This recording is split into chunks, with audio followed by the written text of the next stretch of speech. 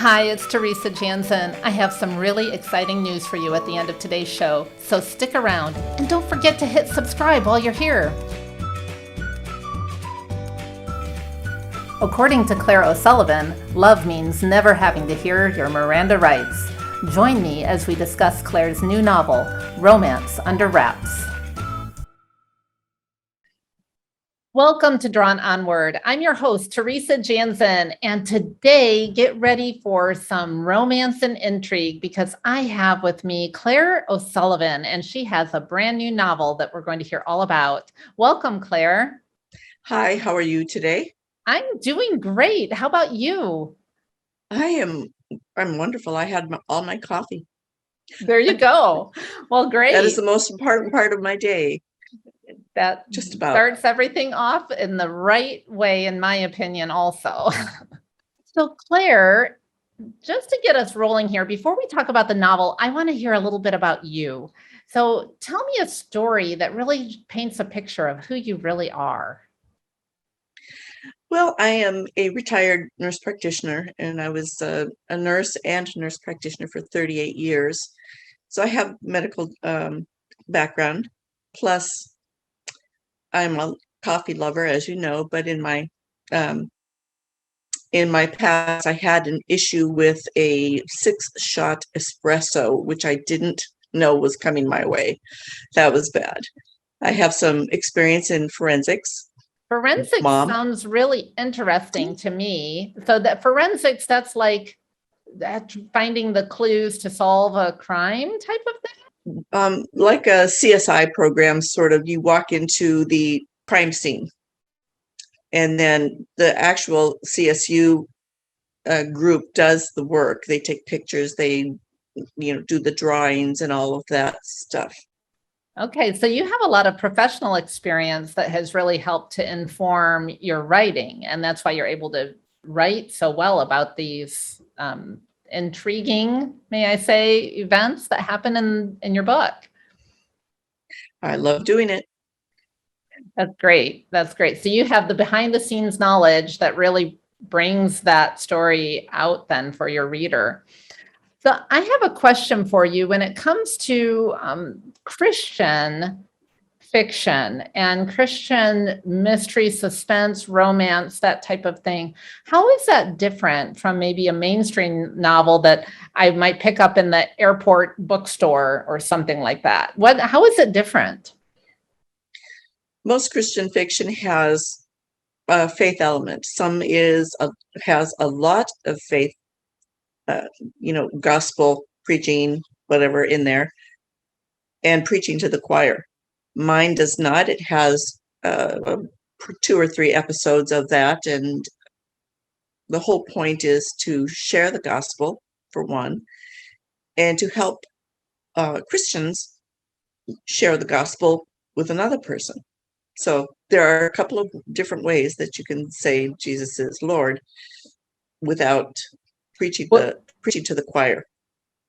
Would a non-Christian find the book enjoyable? I believe so. If they really hate the Christian aspect, they would be able to skip over it. Okay. Just like maybe me, like when I watch television shows, at least, I haven't read like a mainstream novel in a long time, but some television shows, I definitely fast forward through some parts. I don't know. But I imagine that those types of explicit things that are found in some novels, is that toned down a lot in a Christian fiction?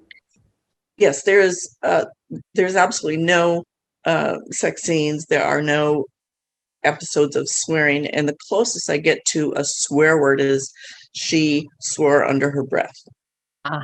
Okay. And those follow the Christian guidelines for publishing. Yeah, I think that's something that people have been questioning a lot lately. I saw the question posed on a forum recently that said, can a non-Christian in a Christian book swear?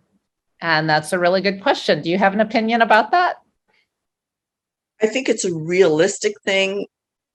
And I'm writing a military thriller, and someone in my critique group who is a Christian said, people swear. It doesn't matter. You get into the military and you're going to swear. However, it would not meet the guidelines. There's no way. Yeah, that's what I've been told too, is that Christian publishers still want something that's pretty clean. And the fact is, all of us, we live in the real world. We can insert the swear words. We know how the world talks. And I don't know that we necessarily need to hear it to say that's how the world talks. Right. On the other hand, I see why the debate is there, because people want something that's more genuine too. And that is how the world talks. Right. Generally speaking, I'll pick up a regular mainstream novel, and in the first 3 chapters, there's absolutely no swearing. So you're fooled by it until you get to chapter 4, and all of a sudden they're swearing. And I'm like, wait a second. Now I can live with that. I can skip over the words. I can skip over any scenes that are objectionable. Just like you skim forward or skip forward. So. Yeah, I had never really noticed that before, but there have been a number of times when I have found a television show that I kind of enjoy, and season 1 is great. And then all of a sudden in season 2, it becomes very explicit, very offensive and everything. And I'm like, why did they do that? They just ruined my show for me. I almost wonder if even mainstream publishers, mainstream movie makers, maybe they know that even the mainstream audience, they don't want it in their face so hard all the time. And so they come into it a little bit softer till you're hooked and you're into it. And then you're willing to forgive a little. Exactly. That is exactly what they do. That is a plan.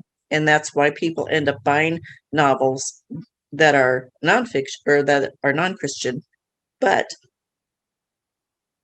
just down the road, they've got you hooked. And as soon as you turn that chapter 4 page, it's I never knew that is totally objectionable. You're like, no, ew.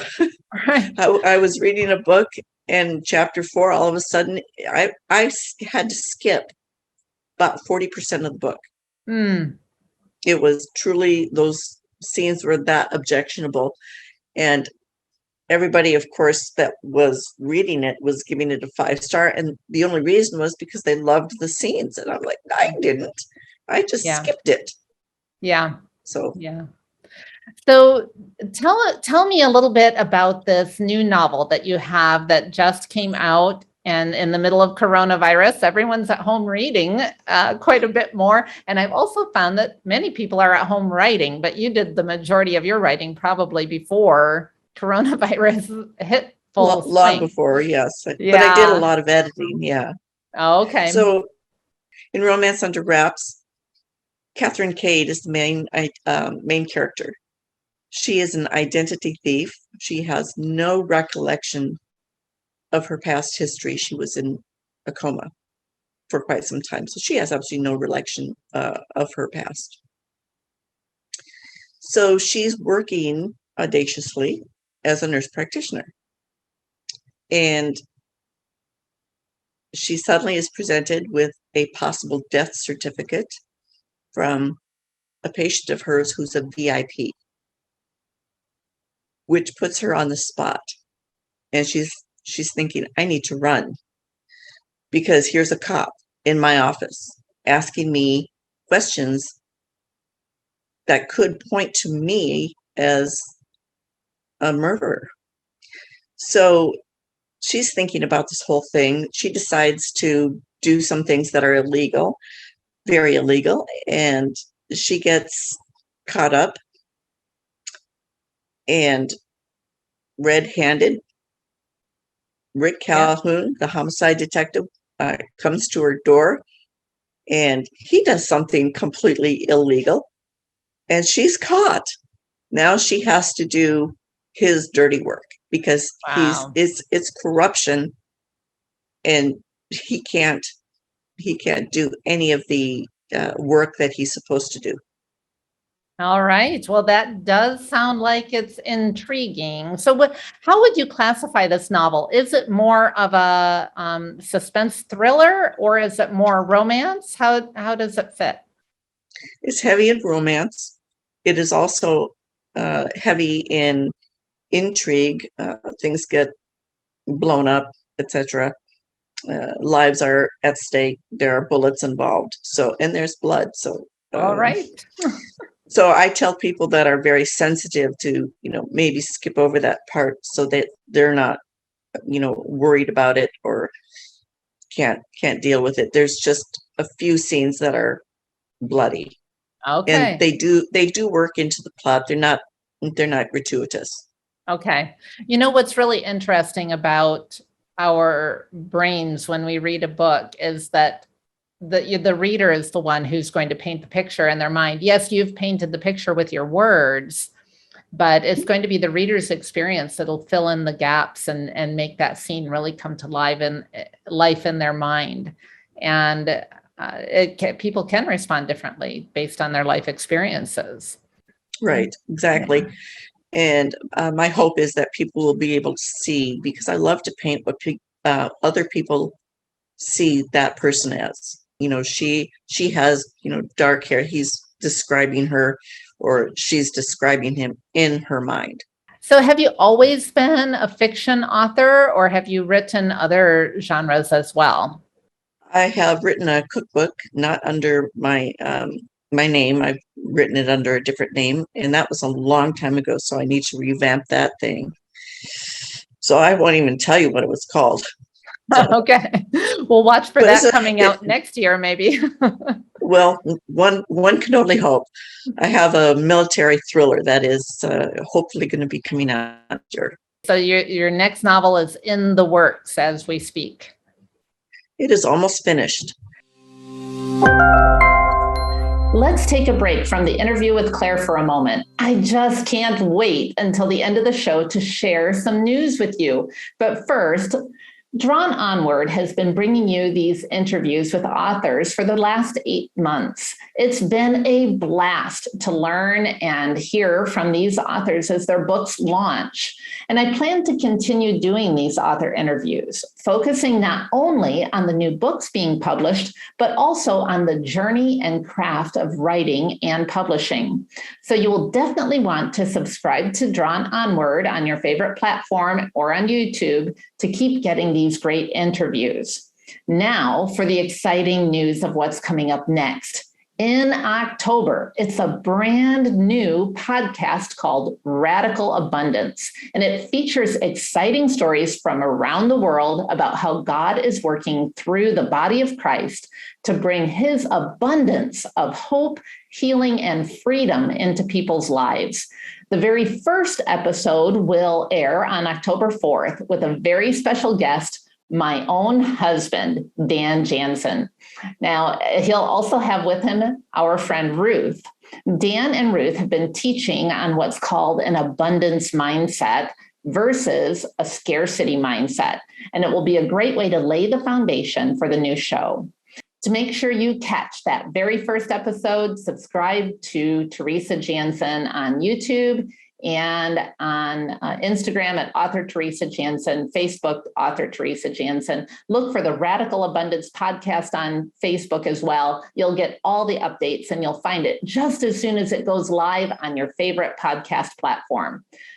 Now, let's get back to Claire as the interview continues with how she experienced the writing and publishing process of her new book, Romance Under Wraps. You are the first fiction author I've ever had on the show. And you have me thinking a little bit about that fiction world.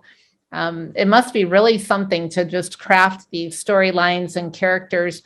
And now I had someone who told me one time that the characters during the writing process will take on a life of their own. And even the author can be surprised at the plot twists that happen. Did you have that type of experience when you were writing? Yes, I did. They do take on a life of their own, and they start wandering off, and you have to get them back in line. Characters, I tell you, they're demanding. Oh, wow. They'll come right at me and say, rewrite this. So, okay, you know best, I guess. No, it's a lot of fun, and it's kind of fun to play a puppeteer and twist people in the wind. You want your readers to fall in love with your characters, absolutely fall in love. And when they do, they're really invested. And then when you twist them just a little bit with that knife, then you have them cry. And when they cry, they might remember your book. Does your book have a bad guy in it? I won't go into detail, but yes. Okay. I guess all of us can be a bad guy from time to time too. So sometimes people do both. Yes, and I think we can all draw from our own experiences of being, awful. Now, you said that you, before you were in the medical profession, you were a nurse and you left the medical field and now are working full time as a writer. Is that right? Yes, I am. My dream come true. Wow. Okay. Well, that's exciting. And maybe even, was it scary to do that, to make a big career change like that? No. Oh, great. Wow. because I had been writing for quite some time prior to. I would get home after 8-10 hours, and then I would sit down and I would write. So I was already doing it. I just wanted to be able to do it faster and full time. I kept, praying. So as soon as I turned 62, I retired. Okay. So I retired a little early. So tell me also about the writing process. There's a lot of folks out there who have a novel on their computer. What was it that really launched you into actually getting this book published? The funniest part was perhaps I started in 2012. My sister called me or emailed me, I don't recall. She said, there is a competition going on. And I said, competition in writing? And she said, yes. And I said, send me the link. I'm very, very competitive, extraordinarily. So she sent me the link so I could join it. And I just had to beat everybody. I can relate.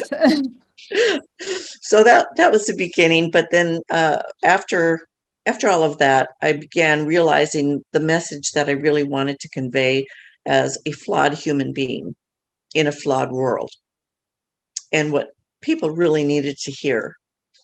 People don't have a real identity except perhaps their family, their job.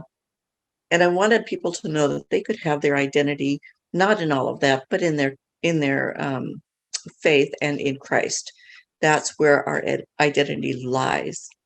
One of the things that I think makes fiction a really powerful tool for discipling and possibly even evangelizing, but for sure, I think discipling people in their faith is that it's so comfortable. And there's a lot of people who maybe won't pick up a nonfiction book, and that's what I write, is nonfiction for the most part. But if I want to get someone who may even really need the information I have in that book, you have to approach it in a way that's a little bit more accessible to them. And so I think that you're really onto something, that you can really impact people's life as a fiction author. And I think that's an exciting mission to have. It is. I really didn't realize what a mission field it was. And I was on a critique site called Scribophile. And I had put it for Christians to read it and critique it. I didn't get a 1, and I got mostly men, believe it or not, that were atheists. Oh. And these are people that were across the world. I was sharing the gospel with people in Canada from the US to Canada to Asia to England. I had no idea. About 40 people heard the gospel, at least 4 or 5 or 10 times. So I didn't know that. And I didn't realize it until well after I had finished the book, that God was using that book for me to share the gospel. He was also teaching me about my flaws and what to deal with. I had a lot to deal with. I had a lot of my own issues. We all kind of backslide. We all have very dry episodes in our life where we're not trusting God, and I needed to be able to trust, and God will deal with us. That's absolutely true. You're absolutely right. And I love the idea of a flawed person in a flawed world. And that makes for a great storyline. And you can do all sorts of things with that. And everybody loves a story. I know that in Romance Under Wraps is very real to our lives, except for maybe the bullets and whatnot, uh, and being thieves, more than Right. likely. But you never know. There is a surprise ending, and I made my husband read it, and he almost put it down. He was so upset. I think he Oh, cried. wow. I love Wow. making people cry and then giving them their happily ever after in a surprise. So Okay, well, I love a surprise ending. For me, it's hard to stick with a book when it becomes super predictable, and I'm always hoping for the surprise. And then if it turns out exactly the way that I thought it would, that's kind of disappointing. But I love a surprise ending, so I'm going to have to check this out. I haven't read your book. I read about your book, but I have not yet read it myself. And now I'm intrigued, though, and I hope that our listeners today also are intrigued. So, again, give us the name of the book and maybe your website, and how, if we want to pick up a copy, what's the best way to do that? probably the easiest and quickest way is just to go to my website, and you can find the Amazon link right there. And it is claireosullivan1.com. There must be Correct. another Claire O'Sullivan somewhere. We don't want to go there. So Claire O'Sullivan 1. Well, Claire, it's been really fun to hear about your book. And then does your new one that's coming out, does it have a title yet, the military thriller, or are you still working on that? Well, it has a working title. I don't know if it'll be changed by the publisher or not, but it is currently called Rules of Engagement. Rules of engagement. We have to be willing to listen to publishers with those type of suggestions. I've had Mhm. titles changed and things like that, and you can't carve it in concrete unless God says to. You can rail against the authorities, as one says, but it's up to them. It's up to Mhm. them. And they have your best So, interest at heart. They want your book to be a mhm. success, and that's Right. that's what I try to remind myself. I do believe that writing is a team sport. That's what I always say. I'm very grateful for all the people on my team. And that Mhm. is everything from my peer editors, my friends, my editors, publishers, all of those people. It's a team sport for sure. Exactly. I believe that critiquers and editors and the publisher are absolutely vital. Self-publishing, there's nothing wrong with self-publishing, No, uh, as long as you do it but well, you still have to go through the whole process. you If you do. don't go through the editing process, and sometimes that's developmental all the way to proofreading, and sometimes that's pretty big bucks. It can be. It So, can really be. And I know the publishing world has changed so much because you can go to a traditional mm, publisher and write the proposal and pitch it. But if you're a first time author, it's very hard to get picked up by a traditional publisher. And then self publishing is perfectly fine as long as you have covered all those bases that traditional publisher might supply for you. But most of the time, they're not going to for a first time author. They really expect you to bring something that's pretty sharp by the time you get it they to want them. they want polished. Generally speaking, they want the first 3 chapters or 50 pages, whichever comes first. So that's what I have my editor do, because they might just send it back and say, ugh, you never know what they're going to Yeah. say. So Yeah. yeah, it was a long process of getting mine published. And I know there's a lot of Christian fiction out there that is very, very little in sharing the gospel, and that's okay because it's clean. They may mention something about a going to church or having a Bible, but very little else. And that doesn't bother me at all. Right. But you can go from one end of the spectrum to the other. And I have read almost every book there is by different authors, whether it's super drama or has comedy in it. And I love comedy. Comedy has to offset some of that super serious drama for me. I'm a speaker, and I oftentimes speak on really heavy topics, and I find it's really helpful to have some comic relief in the midst of it, not to make light of heavy topics, but to provide your audience with some relief from those heavy topics. We live in a heavy world. We need, to have a little bit of relief. Well, Claire, I hope that a lot of people put romance under wraps on their nightstand and really enjoy the intrigue and thrill and the journey and that surprise ending. I can't wait myself. Thanks so much for spending your time with me today and sharing this wonderful new book. Well, thank you so much for having me on. Drawn On Word is more than an amazing palindrome. It's a production of TeresaJanzen.com.